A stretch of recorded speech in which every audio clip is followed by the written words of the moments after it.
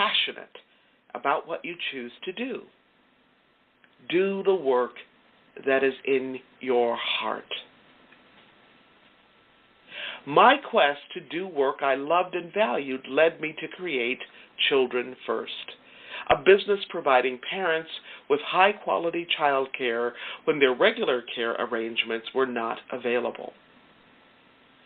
Shore says, I hoped by holding a high standard for children's care that Children First could be a vehicle for social change. In the work of nurturing and keeping children safe, good is not enough. Only excellence should be accepted. Heeding my mother's advice, we created a workplace where teachers could work in a way that touched their soul. We wanted every teacher to be nurtured, honored, and developed to their fullest potential, not as employees, but as human beings. In turn, our teachers were fully able to bring themselves to the children and families we served. Now, just as her mother's hope, faith, and love enabled Rosemary to pursue the work of her heart, she reminds us leaders must inspire others to feel a part of the mission of the work. It is then that we can accomplish what we cannot do alone. Great advice, right? For leaders and for all of us, because all of us are leaders. Here's that excerpt one more time. The irony about American history. Nothing that is worth doing can be achieved in our lifetime. Therefore, we must be saved by hope. Nothing which is true or beautiful or good makes complete sense in any immediate context of history. Therefore, we must be saved by faith. Nothing we do, however virtuous, can be accomplished alone. Therefore, we are saved by love. Like I said, great advice for leaders, for all of us. Now, here's another great word of advice for all of us, and it really is one word. What's the word? The word is no. Rabbi Ted Falcon says, no is not a word that I speak easily. And he asks, how can I take time for myself when there are so many in need?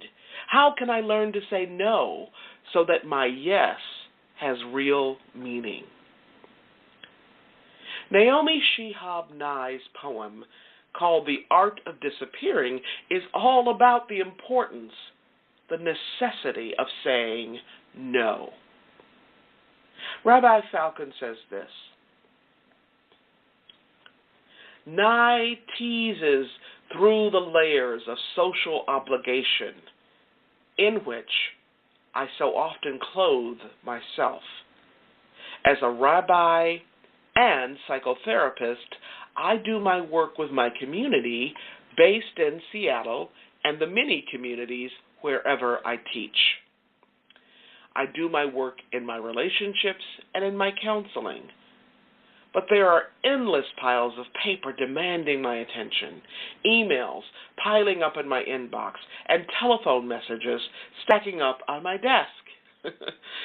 There is so much that conspires to pull me away from what I really want to do with my time. Sometimes it seems a miracle I've had time for my own spiritual work.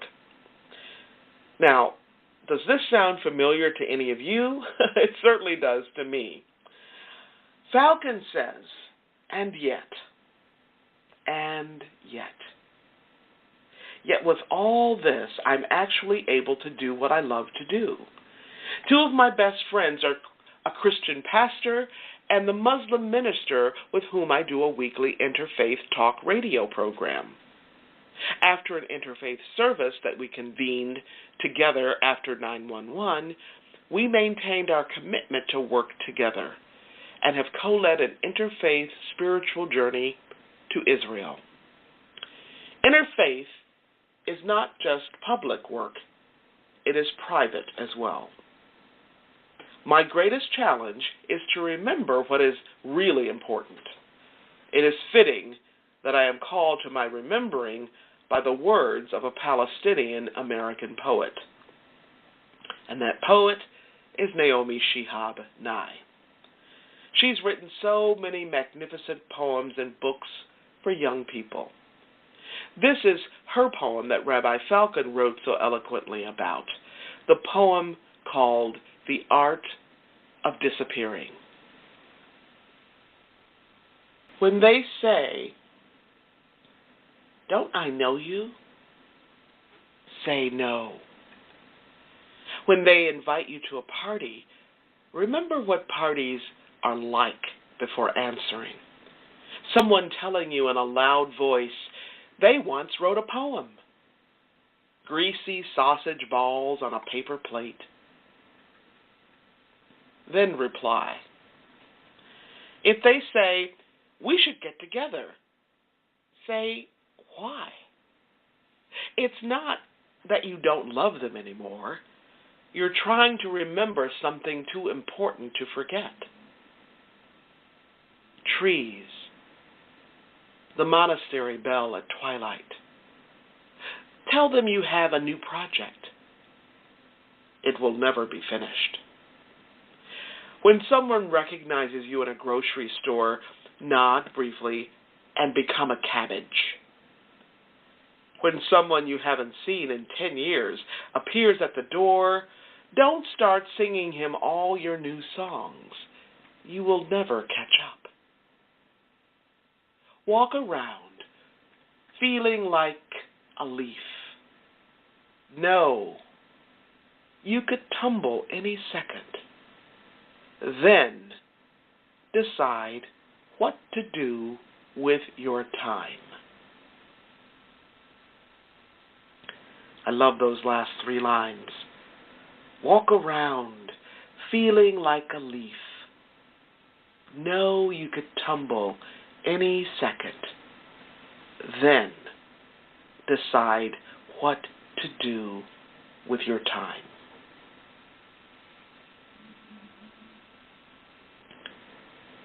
I'm going to read the poem again.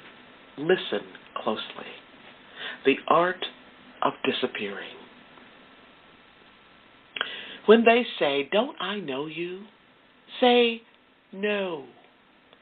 When they invite you to the party, remember what parties are like before answering. Someone telling you in a loud voice, they once wrote a poem. Greasy sausage balls on a paper plate. Then reply. If they say, "We should get together," say why. It's not that you don't love them anymore. You're trying to remember something too important to forget. Trees. The monastery bell at twilight. Tell them you have a new project. It will never be finished. When someone recognizes you in a grocery store, nod briefly and become a cabbage. When someone you haven't seen in 10 years appears at the door, don't start singing him all your new songs. You will never catch up. Walk around feeling like a leaf. Know you could tumble any second. Then decide what to do with your time.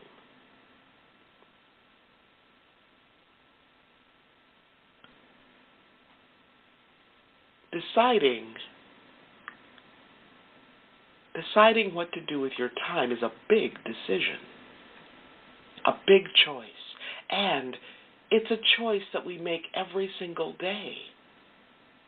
Pulitzer Prize-winning author Annie Dillard offers a gentle yet stern reminder.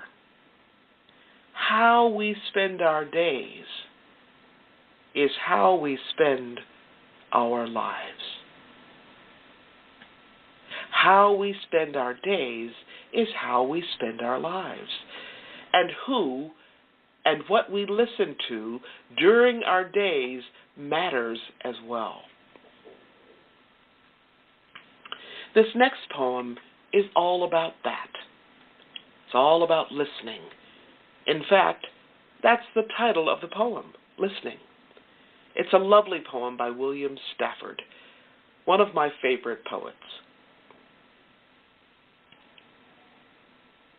Listening.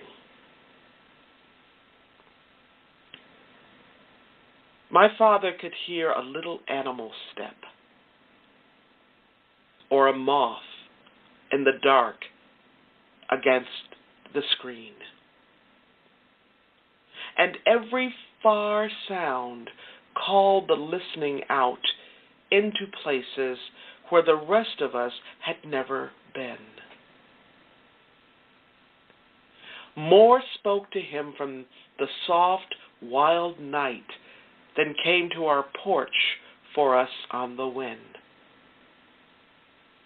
We would watch him look up, and his face go keen, till the walls of the world flared, widened. My father heard so much that we still stand inviting the quiet by turning the face, waiting for a time when something in the night will touch us too from that other place.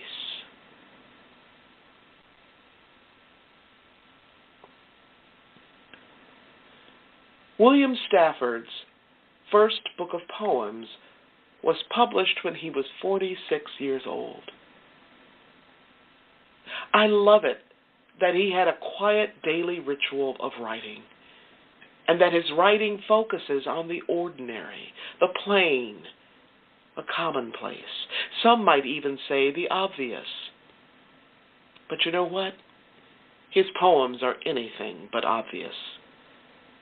Stafford's poems are multi-sensory, multi-layered, and yet they are conversational and accessible, and I'd say sometimes very deceptively so.